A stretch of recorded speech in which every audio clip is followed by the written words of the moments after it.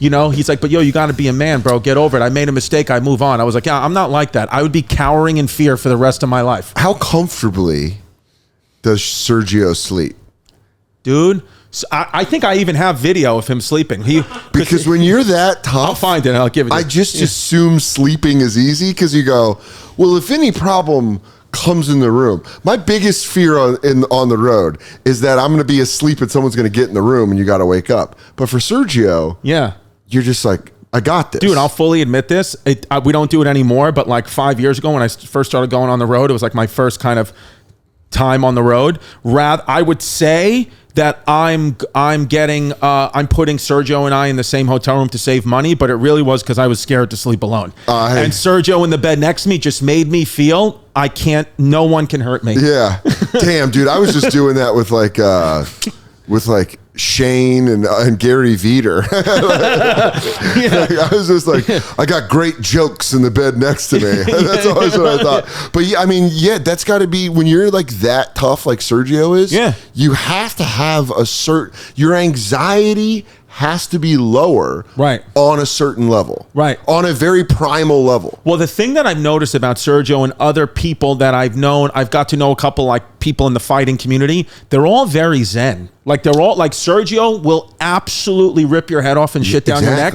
But then when you're talking about mindfulness and meditation, that guy meditates like 2 hours a day, every day, listens to Sadhguru, is all about peace. And a lot of times, Joe Rogan's like that. Yeah. A lot of times these guys, because they know that they are a human weapon. Yeah. So like, if I don't check this, I'll be in prison. Yeah, Rogan could kick my leg out and break it. And with one kick, Rogan could break my leg. Yeah. And I bet he doesn't have half the anxiety that I do. No. When I hear a noise, I'm like, oh. Yeah. I like have squirrel energy. Yeah, yeah. Like I'm like, oh. Yeah. Well, that's I just grab my little drink. Like, but yeah, you're right because we know that we can't defend ourselves. Yeah. Like I know my defense is being funny. That's it. My defense is if someone has a knife, I hope he likes Macho Man Randy Savage. Yeah. You're not going to stab me. And he's like, that's pretty good. I just worked through my Rolodex of voices hoping I don't get killed. Dude, I took one jiu-jitsu class in my life, a jiu-jitsu class in Staten Island. The guy was practicing, the instructor put me in some kind of like arm bar chokehold thing. And I was like, it was just a maneuver to get out. And he slightly, just like tapped a nerve. And I felt numbness go down my arm for maybe 90 seconds, packed it up, went home. Yeah. I said, nope, not going to be a paraplegic. Dude, I wake up from naps, and if I sleep on my arm wrong and my arm is tingling, I go, I'm having a heart attack. This is it. Like, you had anxiety, you have to go sit on a couch and be like, is my life in order? Is my house in order? Oh, yeah. Well, dude, the best thing for me is I take blood pressure medicine now. Shout out Losartan, 10 milligrams. Dude, I've been hearing that's the way to go. Andy Fiore was just telling me that. Dr. Drew, well, Andy Fiore needs to get his life together. Yeah. But he was telling me that if you're over 40, take some blood pressure medication. I'm kidding. Shout out Andy Fury. Yeah. Dr. Drew was like, dude, listen to me. Because my blood pressure, no matter what, he was like, your baseline blood pressure, even if you're in tip-top shape, is going to be bad. You're too stressed out. You're a comedian. You're on the road. You're going to eat salty foods. Yes. Even when you think something's healthy. He was like, you'll go to Wendy's and just eat the meat and not the bun. It's still not healthy. Like, you're just an idiot. You don't understand. He was like, so just take the lowest dose of Losartan, just take it. It's a beta blocker. So it also calms your anxiety a little bit and lowers your blood pressure. And dude,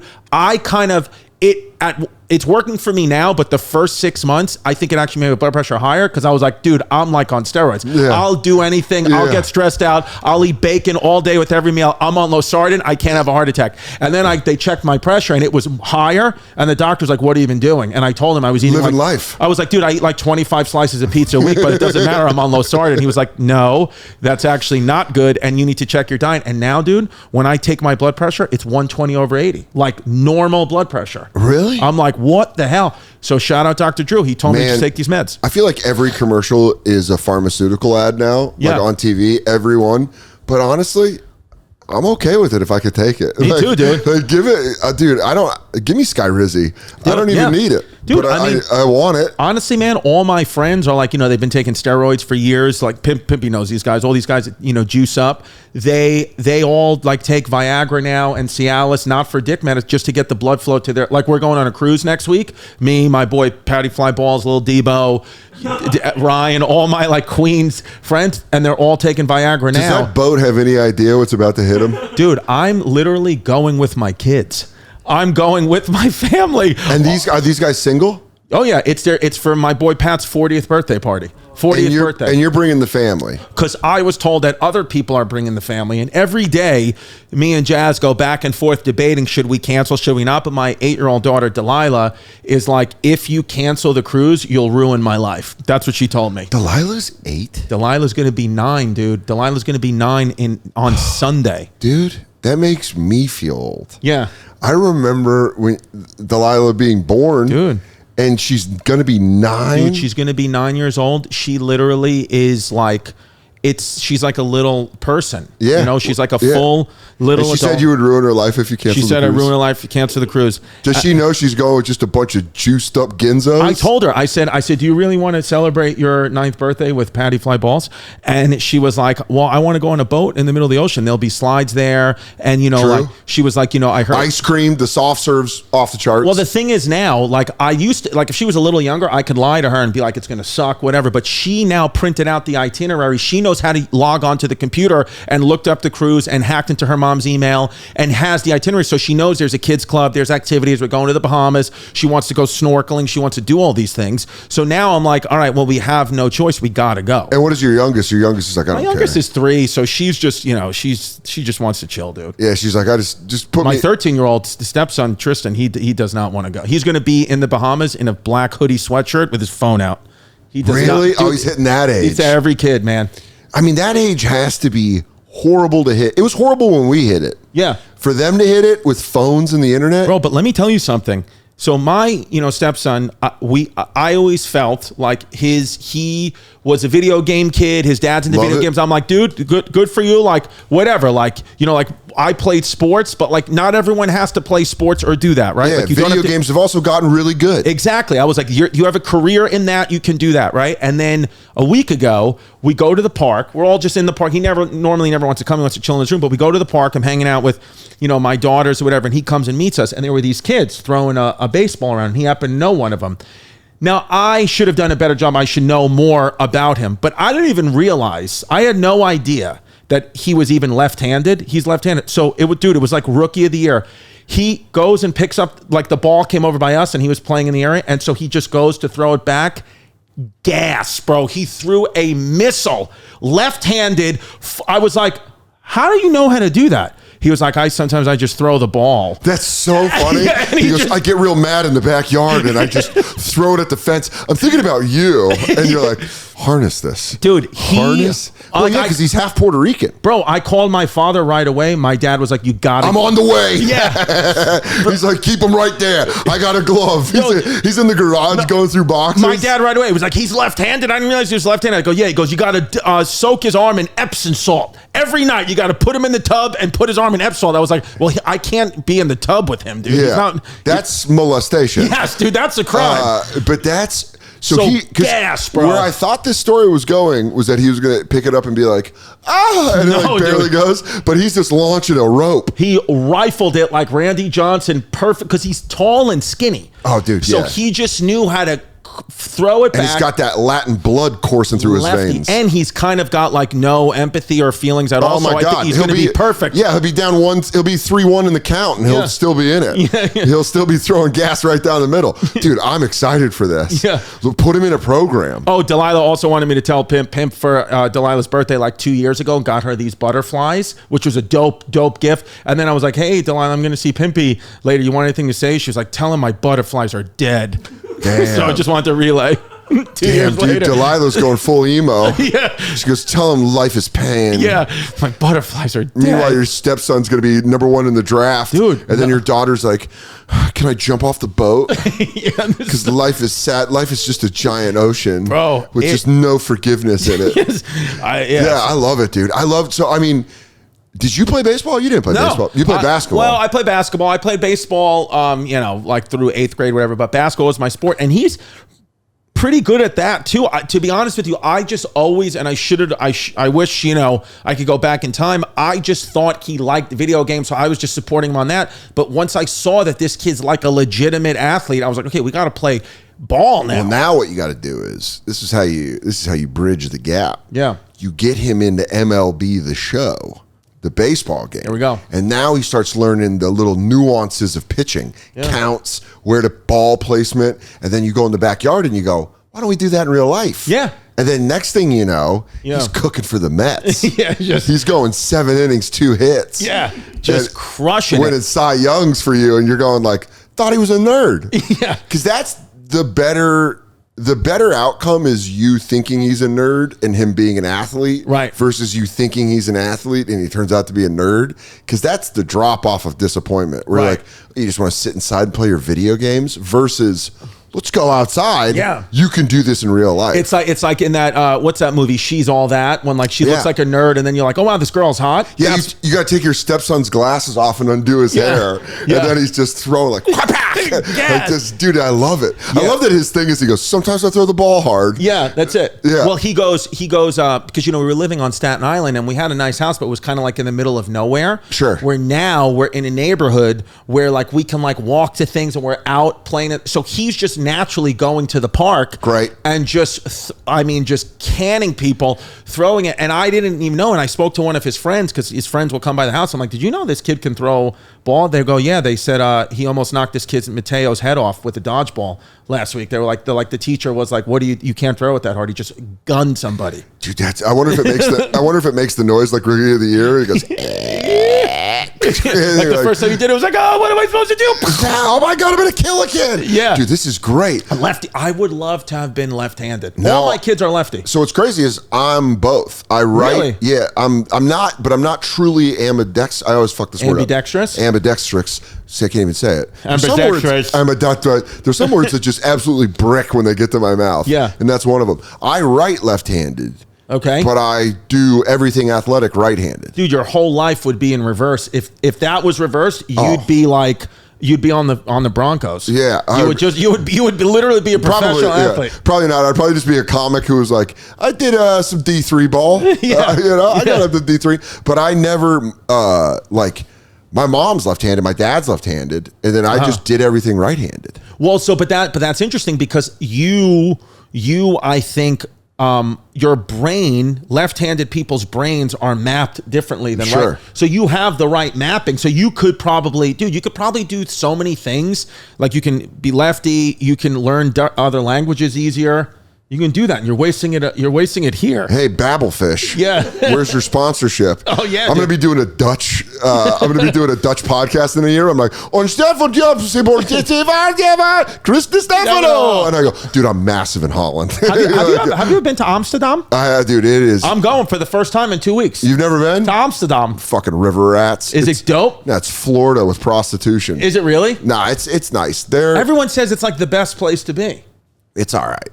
Yeah, I'm gonna get a bunch of Dutch hate. Good. What don't you like about it? So I did 3 cities in one trip. I did Stockholm, Amsterdam, and Reykjavik. Shows or just hanging out? Just pure vacation. I saw Queens of the Stone Age in Stockholm. I saw Pearl Jam in Amsterdam, and then we spent like 4 days in Reykjavik. But it's the whitest vacation ever. Oh, yeah. I went to the places where I went to White Mecca. I did the white tour. I went to the whitest place where I go, so we're not in trouble here. No white guilt here? I did a white guilt-free trip where I went, whew. You know who's been here? Only whites the whole time. Yes. No stolen land this trip. 1 in 5 Americans have learn a new language on their bucket list. If that's you, make 2024 the year you finally check it off the list with Babbel.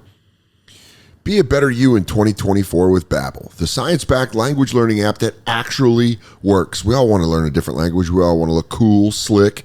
You know what I mean? You want to look like, oh, what are you, James Bond? Well, with Babbel's quick 10-minute lessons, they're handcrafted by over 200 language experts to help you start speaking a new language in as little as 3 weeks. Babbel's designed by real people for real conversations. Studies from Yale, Michigan State University, and others continue to prove Babbel is better. One study found that using Babbel for 15 hours is equivalent to a full semester at college at way less of the price. Here's a special. It's a limited time deal for our listeners. Right now, get up to 60% off your Babbel subscription, but only for our listeners at babbel.com/Soder. Get up to 60% off at babbel.com/Soder, spelled BABBEL. el.com/Soder. Rules and restrictions may apply. As I travel a lot, it's great. It's one of my favorite things to do about comedy is that all the places I get to go, but I'm on a lot of airplanes. I'm in a lot of rides, taxis, Ubers. I love to listen to music. And so you know what the best thing to bring with me is? My Raycon Everyday Earbuds. Raycons offer amazing quality audio at half the price of other premium audio brands. What sucks about buying these earbuds and these headphones is sometimes you have them and then you break and you're like, well, I spent a lot of money on it. Now I got to go spend the same amount of money to get them. Well, with these Raycons, you feel better about the money you spend and you get just the same audio quality. Don't believe me? How about their tens of thousands of 5-star reviews? Raycon's optimized gel tips are designed to fit comfortably in your ears and to actually stay there. Either if you want to go work out with them on the treadmill or you're just, running because you're late to the show. I use them a lot on airplanes, and it's great. I can take a nap and listen to my tunes while I'm sleeping. My Raycons come with me everywhere I go so I can listen anytime. With 8 hours of playtime and a 32-hour battery life, I don't have to worry about whether they're up for the task. There's 3 customizable sound profiles, noise isolation, and awareness mode. So it's pretty great. And I'm telling you, when I'm on the airplane listening, it blocks out a lot of the crying babies, some of the other people chatting, and I get to just listen to either a podcast or my music. Go to buyraycon.com/Soder today to get 20% off your Raycon order plus free shipping. That's right, 20% off and free shipping at buyraycon.com/Soder. buyraycon.com/Soder. Hey guys, coming up, got some fun dates. I'm going to be at the Columbus Funny Bone May 31st and June 1st doing 4 shows. Bringing my buddy Cy Amuze, who is hilarious. It's going to be awesome shows. Funny Bone, Columbus, Ohio. And then the Fully Loaded tour with Bert Kreischer. Me and Big J are on every date. And it's going to be fun as hell, man. Outdoors. It's just a giant party. So come check out the Fully Loaded tour. And then this fall, doing some theaters I'm excited about. Toronto. I'm coming to the Queen Elizabeth Theatre November 9th. Then Chicago, Illinois. I'm going to be at the Vic Theatre December 6th. And then Milwaukee, Wisconsin, going to be at Turner Hall Ballroom December 7th. For all those tickets, go to dansoder.com. But Amsterdam was very fun. I liked outside of the canals, outside of that more. I liked going around Amsterdam, like a little bit outside of it. And the red light district was cool, but it's almost like Times Square, where it's just like chaotic and everyone's got the same energy. What I really did like was going to the Bulldog Cafe, which is like very touristy, but just having coffee and smoking bats, right, and just sitting there being stoned, and then just like having the day go by. And I was with Lou Witzke and my friend Fujak, and they were drinking beers, right, getting all fucked up, but I really enjoyed just chilling there with like a nice latte, getting very stoned and drinking water, and then walking around. And then I just wasn't like, I was too old. I think if I would have gone in my 20s, I would have been like, this place fucking rules. Right. But I was just like, it kind of mellowed out. I went in June, which was nice. It was like, it's like a hoodie weather there the whole time. Okay, like a San Francisco weather? Yeah, it's exactly it. It's Bay Area weather, which I love. So I was just like, this is cool. But I wasn't like, holy shit, that was the craziest time. Right. And then they're kind of dicks. They're like, well, here's what happened. Here's the honest to God truth. I took truffles, which are different than mushrooms. Truffles are like, honestly, I kind of liked it better than mushrooms. Because mushrooms, you eat it and it takes about 45 to 60 minutes to really hit you. Not this microdosing. I'm talking about when you want a trip. Right. I went and bought truffles, which are legal in Amsterdam, and I bought it, and I asked the guy, I was like, hey, I'm going to a concert. How much should I take? And he's like, each person should take 10 grams. I was like, 10 grams? I was like, dude, I've done 3 grams of mushrooms, and I had the predator handshake with God. Yeah. I was like, I don't know if I'm trying to do that. And he was like, I'm going to do a gram. He's like, a gram will do nothing. He was like mad at me. Yeah. He was like, a gram will do nothing. And I was like, well, I'm going to smoke weed. And he's like, do not mix this. Only take the truffles. Do not mix it. He was like mad at me when I was telling him I was going to get high. I was like, the whole time I kept making this joke to my friend Mike. I kept being like, bro, I'm from Colorado. I've been doing mushrooms and smoking weed. This isn't my first rodeo. So we go to Pearl Jam, and I bought one dosage, which was 10 grams. I ate 2/3, and my friend Mike ate a third of it. And then I smoke a joint, and he's drinking beers. And in Europe, there's no openers. They don't have like a band come out and be like, hey, we're bloody dick fucks. And then Pearl Jam. They play house music, the lights go down, Pearl Jam plays, right? Right. So we're standing in front of the soundboard, where you should always sit at every concert, because that's how you get the best sound. We're standing in front of the soundboard guy, and I'm like getting heavy visuals. Like, I don't get a lot of visuals on mushrooms. I usually get, obviously spatial, shadows, light changes for me on mushrooms, but I don't get like trippy shit. And I'm looking and I'm like seeing patterns and shit. I'm like, whew. And I look at Fujak, my friend, and I go, you feeling all right? And I look at him and his eyes are fucking, and he's holding like Joe List's mouth. Yeah. Just very small. Yeah. And I'm like, you feeling all right? And he goes, yeah, I'm feeling all right. And then I go, are you feeling all right? And then he told me later, that's what fucking spun him. Yeah. Because he goes, am I feeling all right? Yeah. And then they have like a little smoking room at the arena, but it's all metal. It's like metal walls, metal ceilings, and these weird lights.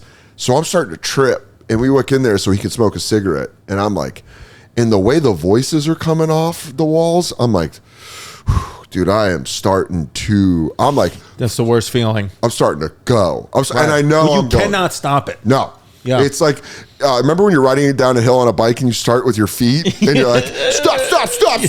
That's how I felt. And I was like, dude, I'm going to go get a water. So I went and got a water, and I got a Heineken Zero. Because I was like, oh, I'll have a near beer and I'll fucking party or whatever. Dude, this was the worst. And this is why I judge Dutch people. So I apologize for this. Good. All the Dutch listeners.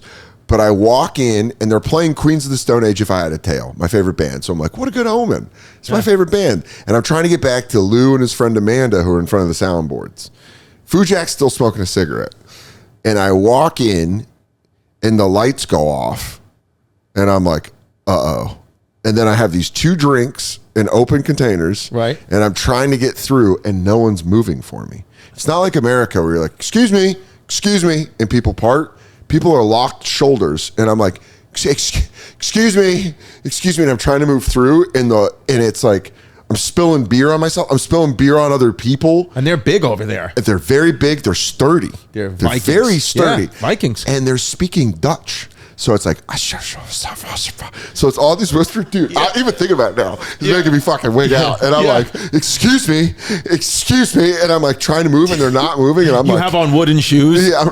Little clogs. Like, and I'm like, dude, excuse me. And they're just not moving. And I'm like, I'm starting to buck. And I'm like, and I remember at one point I stopped, and I just looked at this lady, and I go, I can't get to my friend, and she goes, or something, and I was like, ah, and I fucking bail, and I go to the back of the arena. I just go to where the wall is, and I'm just standing there like, huh, and I put my drink down, and I don't know if you've ever tried to text on mushrooms. Pimp's shaking his head. Like the letters come off the screen, right? It's just the way the light is, it looks like your screen's like this. It looks like it's up and over, so you're like, huh. And I'm trying to text Lou Witzke like, hey, I'm fucking freaking out, and I'm against the wall. Yeah. And I'm like, whew, and I'm sitting there like trying to catch my breath. And Pearl Jam comes out, and they start playing, and they like open with a song about a dead dad. So I'm like, ah! And I'm like holding on. And then I see Fujak come in, and because he's tall, and he's like walking, and I'm like, Fu. And dude, I'm standing there by this family, and I'll never forget. His name's Mike Fujak, but I just go, Fu. I just start going, Fu. And all these people around me are like, what the fuck is wrong with this guy? And I'm like walking through the crowd going, Fu.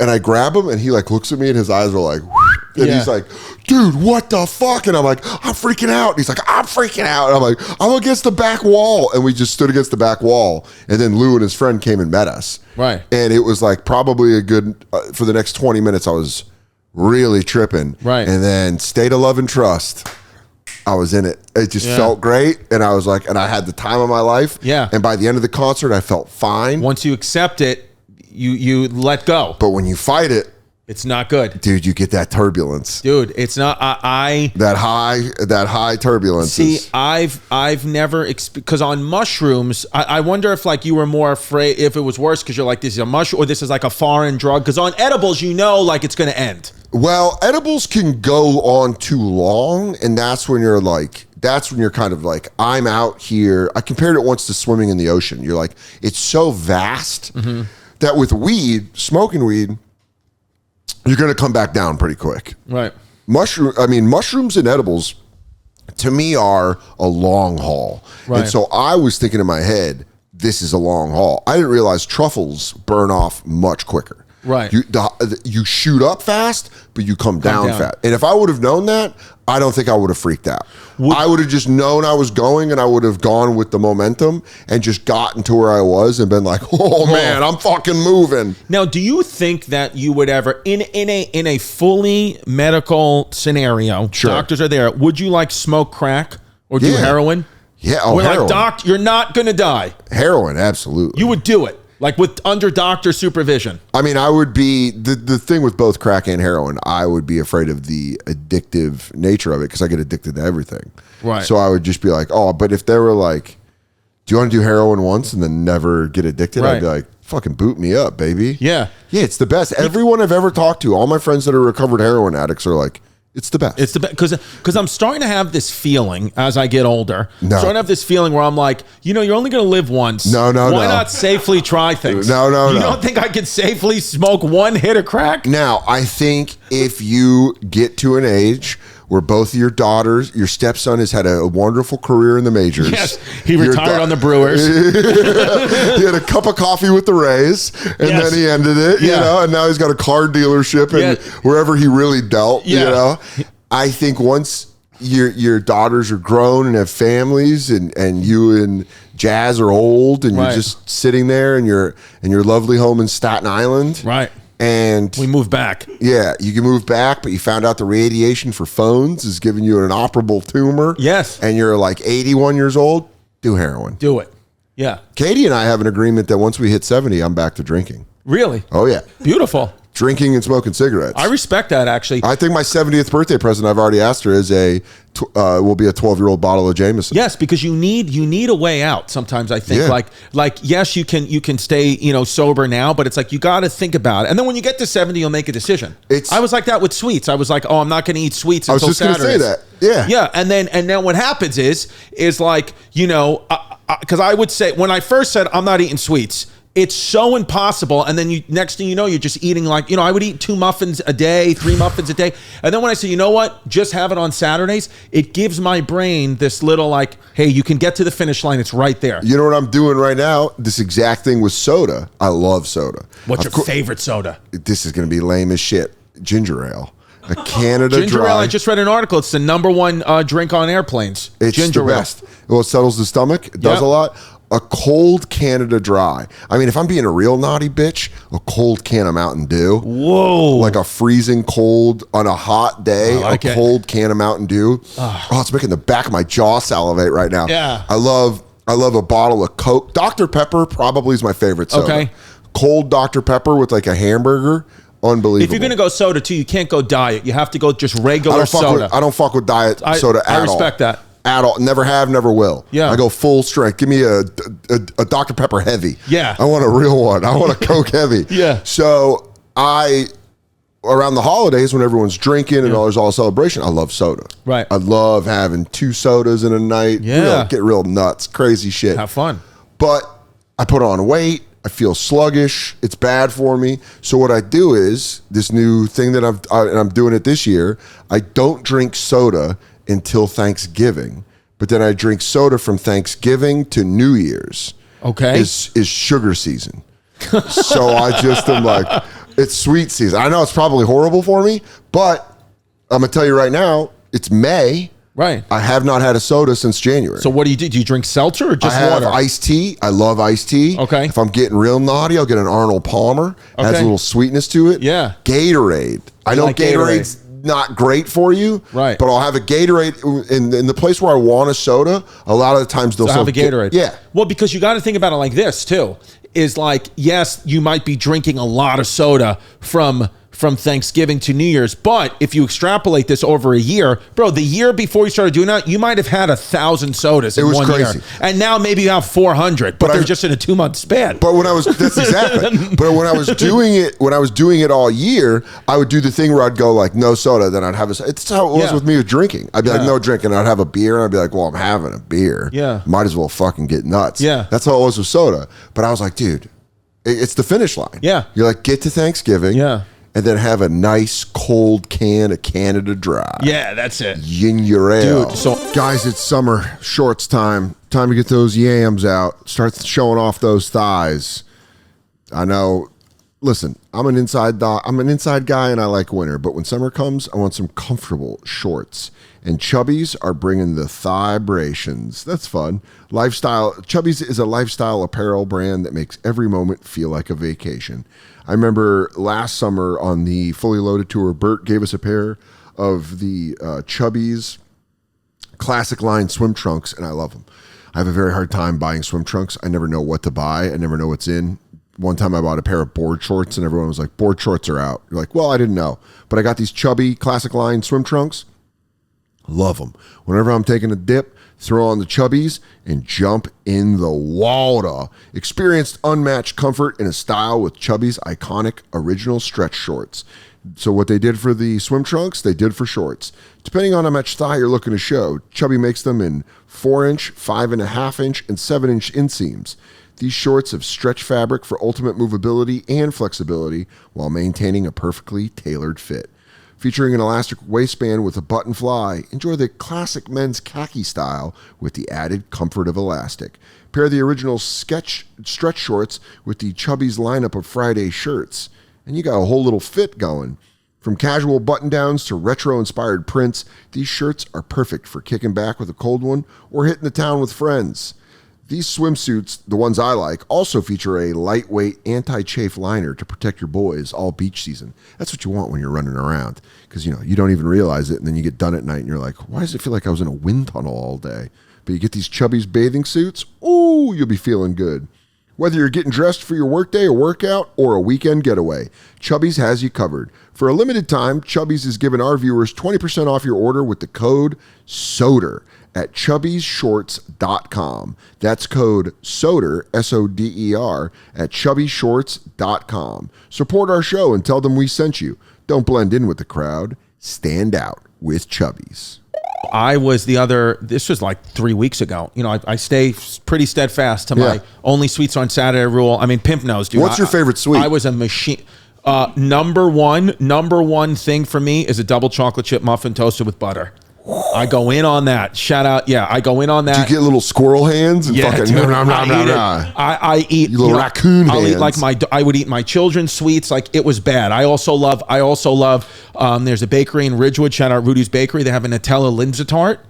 Unbelievable. So you like baked goods. You don't like candy. No, not can't. Like, if I don't need to ever have a Jolly Rancher, a Skittle. I'm not that. I'm chocolate baked goods, cookies, muffins, things like that. Like homemade cake, like the Duncan Hines frosting. Yeah. I'll eat all of that like bad. So I'm on my thing. I'm on my only sweets for Saturday. It's about Wednesday, and I just had a day. Have you ever had this? I just had a day where I couldn't stop crying. Yeah. I was just crying intermittently. I was crying for different reasons throughout the day. Just an emotional mess. Yeah. Just crying bad, right? Which is crazy because it feels like when you have crying days like that, it's like throwing up with the flu. Yeah. Where you just go, it's coming up again. And you just got to go into another room and be like, yeah. Dude, I don't know what happened. I woke up that morning. I see my daughters sleeping in the bed. They sleep together. Some nights, like, their beds are in the same room, and sometimes they, like, whatever, keep each other company. And I'm like, what, beautiful gifts. I'm crying, right? So that's a happy cry. Right. Happy cry. That's good. I'm like, that was a positive day. Then like 2 hours go by, and I start just thinking about, maybe I don't have the best relationship with my dad, and I start to cry negative tears. Woo. Yeah. And then another few hours go by, and I'm talking to Jasmine, and we're talking about, my career and how I'm on the road so much, and I miss the kids, and I start bawling, crying. So we're literally sitting outside at a coffee shop, and I'm crying. And Jazz goes, I'm going to get you a cookie. I said, Jazz, it's Wednesday. She goes, it's our little secret. I'm going to get you a cookie. What a good wife. Good wife. And then she comes in and she got me a double chocolate chip cookie, which I love. And then she got me a double chocolate chip muffin toasted with butter. And she was like, it's okay. And then she was like, this will help. And then I started eating it. And then I don't know why, I guess because her good act, I stopped crying. I haven't cried really now in 3 weeks, but like she just knew to let me break my rule. And then on Saturday, I said, you know what? I already ate my sweets on Wednesday. So you corrected. I recorrected, but then Jasmine was like, nope. I'm going to give you a pass. You're still a good boy. You've been a good boy. Here's what, in my head, I see you going from crying to eating, kicking your feet. Like while you're eating a cookie. You know, you're like whoever was at that coffee shop with you saw you crying and like, this guy's fucking going through it. And then a minute later, you got chocolate on your face. And you're like, it's just some Puerto Rican lady gave you a cookie and you're like, I'm okay now. I feel good. But I get it, dude. Yeah. I fucking love it. When I always thought candy was so gay. Yeah. When I was drinking, I was like, "You have a candy? Candy What are you, a little boy? You gay wad? You love candy?" Yeah. And then I quit drink. I did a gig. This is a long time ago. It was about 13 years ago. I did a Soul gig with Julian. I was opening for Julian McCullough. Sure. Julian was already sober. And we were at the bar, and I was just knocking back Jameson shots. Right. I was just... At Barcelona, that bar? No, this was in Connecticut. Oh, the Soul Joel's gig, right. It's a Soul Joel gig, and it's at the bar. Yeah, this is in the back of a Denny's in Hartford. yeah. This is a Soul Joel special. This was Western Connecticut, God knows where, at a bar. And Elks I'm like... Club. And I'm just ripping Jameson, and I'm smoking cigarettes. I'm having a time. Yeah. And I come back in, and I'm like at the bar with Julian, and I'm like, don't you ever miss drinking or whatever? And he goes... Nah, man, now it's about cake. He's like, I got a slice of carrot cake back in my room. I'm really excited for it. And I was like, cake? Who gives a shit about dessert? And then I quit drinking, and I love candy so much now. Yeah. I was like a little boy last night where Katie's like, you doing all right? I was like, I want jelly beans. And she's like, what? And I was like, I want jelly beans because I don't know why, that's my thing. I was on the road in Providence last weekend. Yeah. I bought a bag of Jelly Bellies and I was just sitting there watching NBA playoffs, just ripping jelly beans. Yeah, see, it's Bean feast. It's interesting how, like, because I used to, and this is good. As a matter of fact, Sergio, this guy's wise. I literally, because he's been sober for, I think over 10 years now. And I was like, dude, I just like never cared about alcohol. Like I was almost kind of being like a dick where I was like, I could fucking not drink forever, dude. To me, those are the people that are like, I could smoke a cigarette and put a pack away. And I'm like, whatever. I'm like, I could. And then he goes, and then I never thought about this way, and it fundamentally changed the way I looked at it. He was like, yeah, man. He goes, well, that was my addiction. I love drinking. I said, and I was like, yeah. He goes, what if I told you that every time you had a muffin, it was going to go into 10 muffins and you were going to slowly ruin your life with muffins? Yeah. Could you look me in the eye and say, I'll never have a muffin again? And I was like, no. I started crying again. Are you going to take my muffins away? Yeah, I was like, no. I need a muffin now because I'm crying. Yeah. He was like, well, that's what it is for me with alcohol, dude. Yeah. He goes, so it's very difficult because I still want a beer, but I don't have one. So I was like, well, I only eat muffins on Saturdays. When I was trying to quit drinking, it's funny because Nate obviously ended up quitting drinking, but when we were drinking, he would always be like, because I love shots. Shots and a beer were always my favorite thing. And Nate would go, just don't take shots. And I go, why would I do that? Yeah. I love shots. Yeah. But for different people, it strikes in different ways. Like, if you told me I could never have cake again, I'd be like, I could probably, can I still have Starburst and like Twix? I'm all right. But then if you're like, no candy, I'd be like, well, what the fuck did I do to you? Ice cream's my big one. Ice cream is like, we got into Van Leeuwen's recently, and it's very good. Because it's vegan, supposed ice cream, right? Healthy. No, it's not vegan. It's got dairy. Oh, it's got dairy. Okay. They have the vegan option. But yeah, I'm talking about, they had extra butter in their ice cream, so it's creamy. Oh man, we have a pint in there that I know we've been waiting, and I've been eyeing it like a bottle, like a homeless guy eyes a bottle. I'm like, dude, let me get in there. Dude, I know. I've been like, I'll like follow like these like fitness accounts on Instagram, and like this one guy was like, oh, like butters, like just eat sticks of butter. Like butter is like you can put it on everything, and then I'll go crazy. Like I'll put butter in and on, like today, I had an omelet. Yeah. Right? I made like this high protein omelet. And instead of eating the toast, I was like, I'm just going to put a stick of butter in it. Yeah. Which is so dumb. But, you know, I feel like we got this whole thing about like calories in, calories out, I think is dumb. It's like, just try to eat as much try to eat healthy. Yeah, that's it. Yeah. Do you see any behavior in your kids? Like, oh my God, like dude. Addictive behavior at all? No. I'm always interested about this with my friends who have kids. Oh my God. Like, do you see him being like, oh, that's your addiction? 100%. I mean, the way my daughter, like if you say she cannot have Nutella and the way that she flips out at you and how mad she will get, I'm like, oh boy. Or like, you know what I've noticed too is like anxiety, like sure. how like that's kind of like just genetic, or maybe she's just like learned behavior where like she's in a talent show this weekend and she's gonna, you know who Benson Boone is? No. Dude, this guy Benson, do you know Benson Boone? So I saw him, it's my daughter's favorite singer, this kid Benson Boone. He's pretty awesome. And so we saw him at the Brooklyn Paramount. You've heard some of his like big songs, like Benson Boone. Benson Boone, dude, he's like a, you know, like a heartthrob. Oh, is it BENSON? Boone, BOONE, yeah. Oh, so, here he is. Yeah. Oh, look at this guy. Yeah, dude. Dude, the little mustache being back is a beautiful things, dude. Dude, he goes. Let's get a little taste it. This is the big song. Before. And what's crazy about getting older is they all look like little boys now. They all, yeah. Where I'm like, what's this little boy singing about love? What do you know about with your little Hitler stash? And so we did it. So we took him at the Brooklyn Paramount, which is a great venue. It's like a new venue, Brooklyn.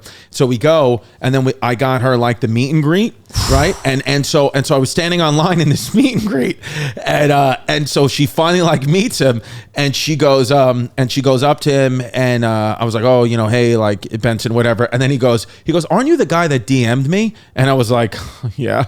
And he was like, sorry, man, sorry I couldn't get back to you. Like I have a list, but he's like, you're on the list. I'll get back to you. I was like, thanks. And then she takes a picture with him, and she goes, oh, my dad's famous too. And then I was like, I'm not. Please don't do that. Yeah, I was like, do that. She goes, he could sell a lot of tickets too. And I was like, no, I can't. And then he goes, oh, because I'll have to look you up. And it was just like, you know, whatever. And then so I was like, Delilah, don't like say that stuff. And then she was like, well, I want him to know that like, you know, you're somebody too. I was like, that's sweet. I was like, that's sweet. I was like, no, but it's okay, honey. Like, I don't, you know, whatever. Like, we don't have to do that. We're watching him for his art. And then she's like sitting there like in the show. And then at one point, Benson goes to the crowd. He was like, you know, I'm going to sing this song right now.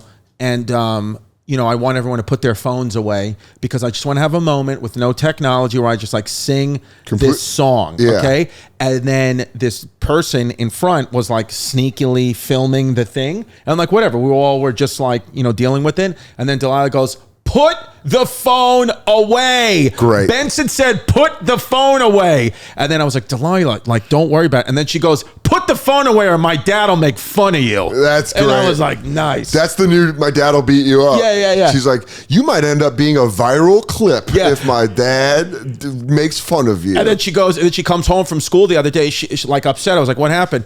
She goes, the kids are making fun of me. I was like, what happened? What'd they do? She goes, one of my friends said that you must not be that good of a comedian because you weren't even on the roast of Tom Brady. And I was like, oh no. I was like, I guess somebody's dad must have told that. And I'm like, honey, you know. That's so fun. Yeah, we'll tell Delilah Distefano that her dad wasn't even on the roast of Brady. And you're like, yeah, well, it's kind of crazy because the way they book it isn't really, you had to have kind of a deal with Netflix. I was like, I'm not part of the right agency. Well, you know, maybe it was a package deal with CAA. And they don't fucking understand that shit. That's so funny. Then she we moved from we had this beautiful house in Staten Island, and then we moved to Queens in a nice area, but like the house is like kind of like an older house that we're like renting, whatever. It's like a transition plan. And then like we're there for like a week, and then like my daughter and my stepson come down to me, and they were like, we have to ask you something. And I was like, what's up? They were like, did you lose your job? And I was like, what? And they were like, well, we just had such a nice house with like a pool, and now we're like living in this old lady's house, and we just want to know if like, did you lose your job? And then Delilah was like, what he wants to know is, are you not funny anymore? That is... I was like, are you reading my YouTube comments? I don't agree with them. I don't know. I think I got some bangers right here. You pull out your joke book. Yeah. You ever have a daughter that's kind of an asshole? I mean, I know Louis did that, but like I could do a different thing. I could do it. Yeah. Dude, that's wild. I know, dude. It's so funny because now my kids are at the age where like their friends will see like a clip or whatever, like their friends' parents will see a clip online and then like, you know, make a comment to their kids about it. And then like I have to deal with. Yeah, because like, they go home and by the way, they're not like, they're not nerfing the blow. They're like letting you know what they say. Oh yeah, kids, they don't have like any filters. So they just go, he said he liked you better on Guy Code. And you go, fuck. Yeah. That was fucking 10 years ago. I don't really know what you want me to do. I mean, dude, I remember when I put out my Comedy Central half hour, one of my best friends, Danny, we were like, it came out and I went home for the summer and I was like hanging out with him. I was home for like a week or whatever. And we're like driving somewhere and he goes, hey, can I tell you something? And you won't be mad? And I go, yeah. He goes, my mom didn't like your Comedy Central half hour. And I was like, yeah, I don't know. She's like a 70-year-old woman. That's all right. Yeah. I'm not going for that demo. Yeah. But like that was easy. And that's an older generation. I can't imagine young people coming in and being like, yeah, he says that premise has been done to death. And yeah. Like, well, dude, you know, Pimp, you know, directed and edited and everything, my special Weshy. And we watched it. I watched it with Delilah, right? The whole family, like we want just me, Jazz, and the kids. And then Delilah literally, she never sits and like watches anything. She's a little kid, but she sat and watched all, whatever it was, 35, 40 minutes of it, literally watches it, doesn't laugh once. Like we were just like dealing with it. And like Jazz was laughing here and there, just watching it. And then like it's over and I goes, what do you think? And she goes, I didn't get it.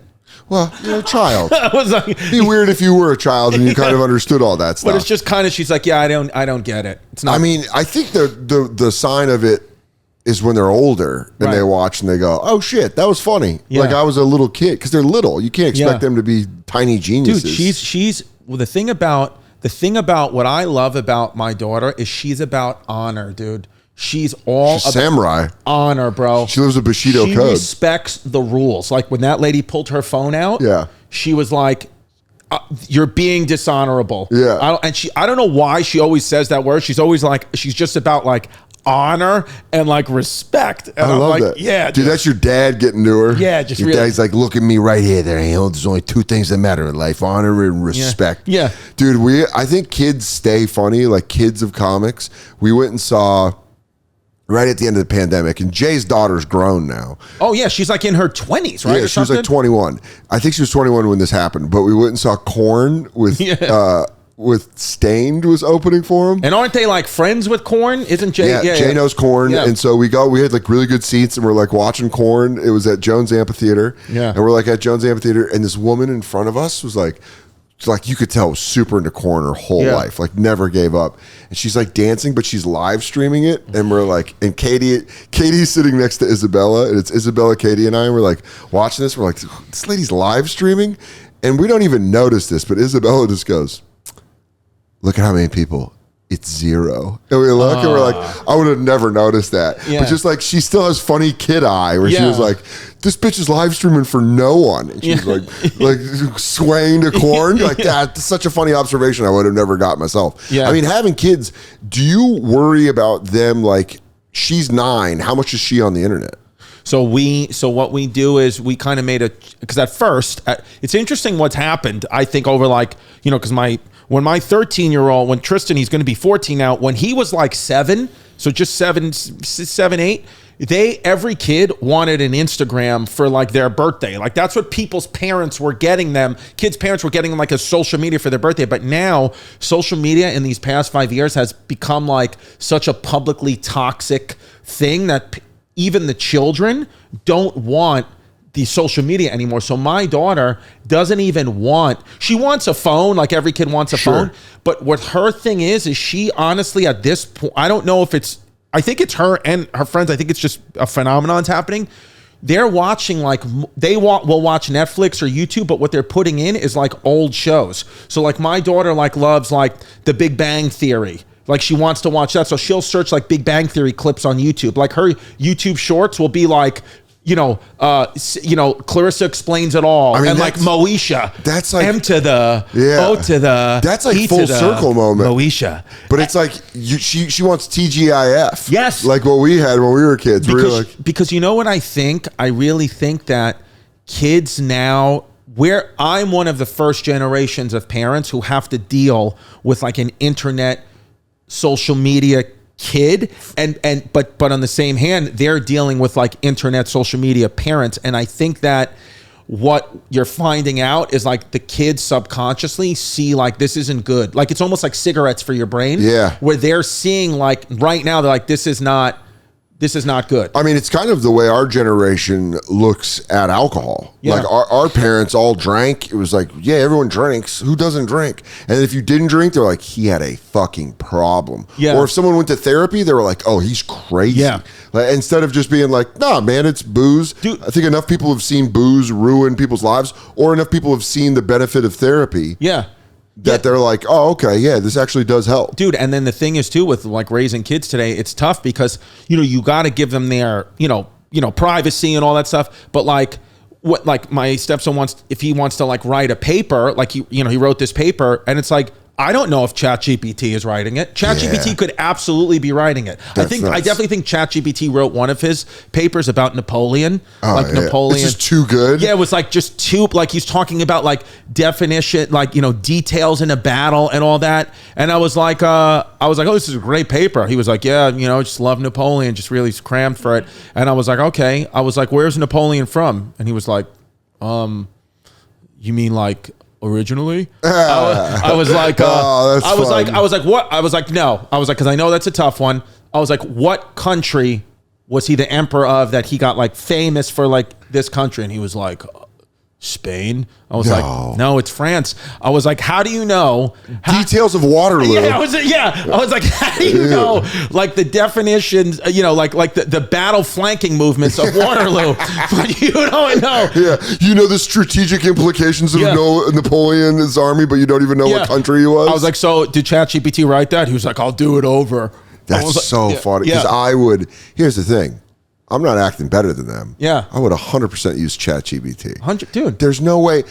This idea that like adults do this, and it's crazy because our parents did it to us, and I felt like when we were growing up, we're like, I'll never do this to my kids, and you inevitably do it. Right. There's a shortcut, and you go, you don't take shortcuts. And then you think back and you go, I would have loved every shortcut. Oh, well, yeah. I mean, listen, it's one of those things where it's like the internet, like I'm sure when, the internet came out, people were, our parents were like, why had to go to the library and look that up? Now you got to write in a computer, which is true. It was much easier, but we still didn't have the ability, like we still had to Google it and consume the info. Now, which you don't have to do any of that. No, you just type in Napoleon biography. That's it, bro. 10-page paper and it'll just do it. Pop, pop, pop, pop, pop, pop, pop. And then you write it a little dumb. Yeah. And ChatGPT's like, you got it. We're going to take you over. It's like telling us, it's like, I look forward to being your master. And you're like, what was that, ChatGPT? Yeah. It's like, here's your paper.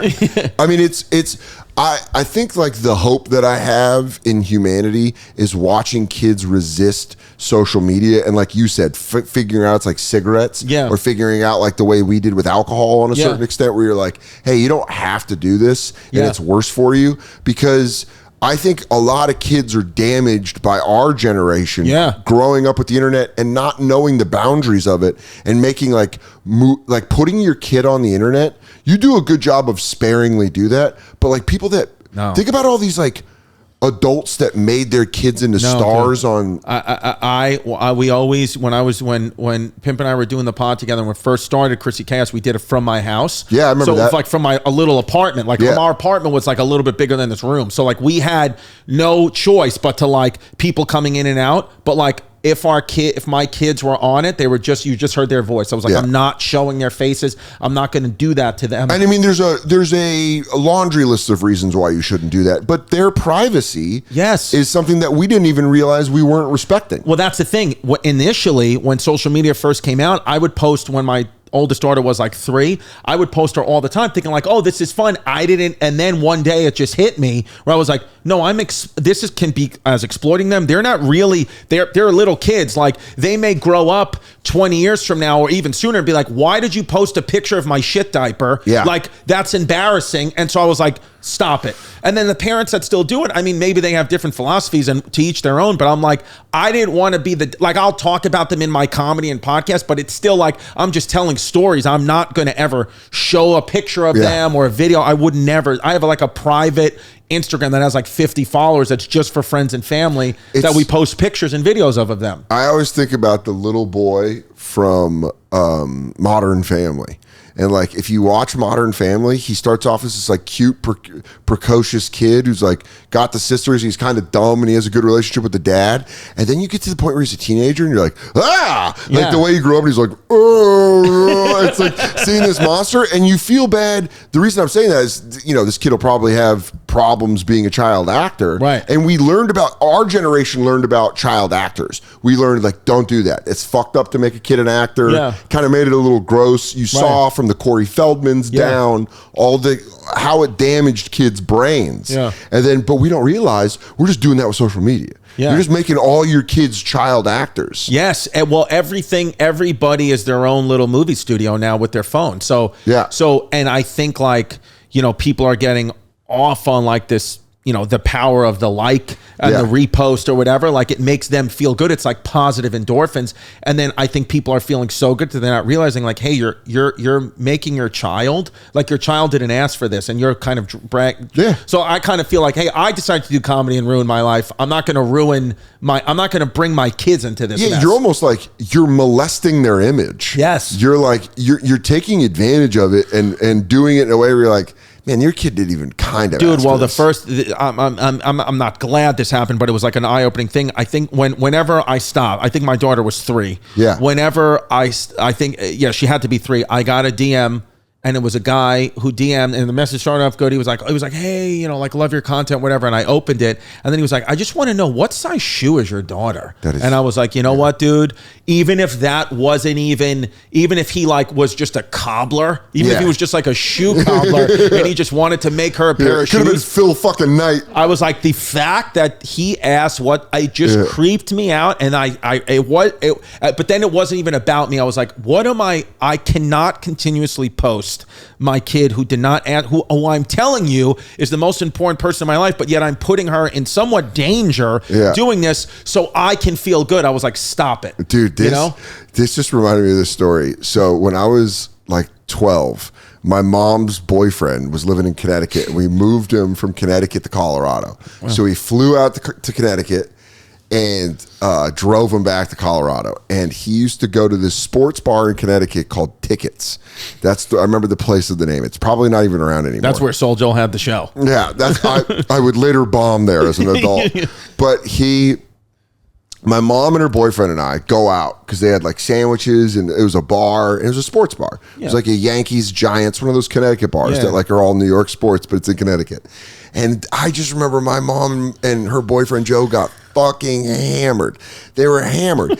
And I ended up talking to this guy at the bar, right? And this guy at the bar is like, yeah, I do sports memorabilia. And I'm like, I love the 49ers. And he's like, oh yeah, dude, I can get you 49ers stuff. And I was like, this guy rules. And he's like, do you like the San Francisco Giants? I was like, yes. Yeah. And he's like, and what else? I was like, the Denver Nuggets. I'm just into the Nuggets. And he was like, oh, dude, I can get you all these old caps. Do you have like the old, and this is before every company was making throwback stuff. Right. He's like, I can get you ABA stuff from the Nuggets. And I was like, hats. I remember hats was what this guy was saying. This guy was just telling me he could get hats. And he's like, this is 1995. So what do you like? 12. 12. Oh, 12. Okay. Yeah. So it's like 95. So like the internet's barely around. Right. No, it's free discs of AOL at this time. Right. And I'm like, dude, yeah, this is great. And he's like, you should give me your address and I'll mail you a bunch of hats. And so I go get a pen and I'm writing it down, and my mom comes over and she's like, what are you doing? And I was like, oh, this guy's going to give me a bunch of hats. And my mom's like, who? And I'm like, that guy right there. And my mom's like, yeah, that's not happening. Yeah. And I was like, I just remember being like, you bitch. Yeah. You bitch. This guy's going to give me so many hats. And then the next day, my mom was like, dude, he could kidnap you. Like, he could just straight up take you. You later found out it was John Wayne Gacy. Yeah. He's like, I dress as a clown and I like to do a lot of fucked up shit. But I didn't even come and play. But I did not even realize. I'm such an idiot. Right. They're like, yeah, dude, I didn't even realize. I was just like, oh, this guy's offering me to get a cool Nuggets hat. Connecticut made me think of this. Oh, no, it was Vermont. So my mom goes out. My mom and dad were split up, right? And, my whole life. And my mom, was whatever, single. Yeah. So she goes out on a date with this guy. I think his name was Chuck. She goes on a date with this guy, Chuck. And she's like, you know what? Well, whatever, blah, blah, blah. And then my dad was coming to pick me up for, whatever, baseball practice or to go back to his house on Staten Island and kind of sees him leaving. And my dad, like, whatever's remarried, doesn't care. Sure. My dad's just like, I don't like that guy. To my mom, and she's like, "Oh, get over it." He's like, "It's not about you. I don't like that guy. He's got bad energy." And my dad never says that, right? So it's like, okay. And then, so whatever. A couple of weeks go by, and my mom says, "Oh, you're gonna go with your father this weekend," which I would always, go with him every other weekend. She goes, "I'm gonna go up to Vermont with Chuck. Sure. He's got a winter home up there, and he's got a torture palace. Yeah. And you go, that's not good. So my dad goes, no, I don't think she should do that. And I was like, it's my mom. Like, we gotta tell her now she's a grown woman. Yeah. And so he calls her and he's like, you shouldn't go. I know like this is crazy, but like you shouldn't go. And then I start to get nervous. I was like, oh, well, if he says not to go, don't go. So she's like, you know what? Fine. I won't go, whatever happened. And then she calls him, says, I'm not going. And he starts flipping out, this guy, Chuck, like flipping out. And she's like, and then she's starting to see like, thank God I didn't go, because he was already up there. He was going to like take the train up there, whatever. And then she gets a call like a few days later, like Tuesday or Wednesday, from like the Vermont Police Department. And they're like, hey, like you spoke to this man, can you tell us something about him, whatever? And she was like, whatever. She goes, yeah. She goes, he went into a bar and he killed some random woman out, we know it's him. And like she was like, he murdered someone. So, and we saw that like he dialed this number. So we were just like trying to get some info on like what may have happened. And she was like, because for a minute before you find out his murderer, you're like, I kind of get the rage if you thought he was going to get some pussy. But he's like, I rented this fucking cabin. Yeah. And then in reality, you're like, oh no, he's a murderer. Yeah, I know. My dad was like, you see? Dude, that's like a sixth sense where he's like, nah, you're not doing that. And then that fight is so worth it for her life. Yeah. Where she's like, don't you fucking tell me what to do. Maybe if you care this much, wait, stop putting it together. And he's like, fuck you. And then it's like, we found him wearing the skull of a woman as a hat. Yeah. Now every fight, my dad's like, remember that time I saved your life? Remember when I bailed you from old Chucky Stab? Yeah. Remember Chuck? Remember Mr. Stab a lot? All right. So at the end of this episode, first off, Chris Distefano, you're the man. Thank you, bro. Thanks, we love your apartment. Thanks, dude. Are we open about we're coming to you live from Dan's apartment? This is my apartment. But this is the second Betty, dude. This is where I would live, man. This is where I play video games. It's amazing, dude. It's fucking awesome. You need a 2-bedroom in Manhattan. Well, we're lucky that we got this apartment. We're also... Was this a COVID deal or this was like a good deal? Well, the reason this is a good deal is because people get access to the roof from our level. Ooh. And so we found out from the building that like... I was like, why is this cheaper than the other apartments? And they're like, no reason. And then the summer came and we're like, oh, it's like a bar out in the hallway. Oh, okay. Like you just have people, like there's a lot of young people in our building. There's a lot of families, but there's a lot of young people in our building. Right. And they fucking get hammered and all bring night. Friends. Is there like a furnished roof deck out here type thing? It's very nice. And the stairs are right here and there's like, for some reason the elevator comes to this level and then there's just an elevator that goes one floor up. Yeah. But it's like, you hear a lot of girl screams in the hallway and a lot of bros. Oh. So when we take the dog out, they're like, who is this? And you're like, shut up. She's wearing a hat and you're like, fucking, I just want to walk my dog. Yeah. But that's why I saw the lady in the leasing office and I went, that's why it's cheaper. And she went, yeah. She was like, I don't want to tell you that. She's like, it sucks. She's like, a lot of families don't want to live on this floor because it's like, it's just like, and then you'll come out in the hallway and there'll be like trash.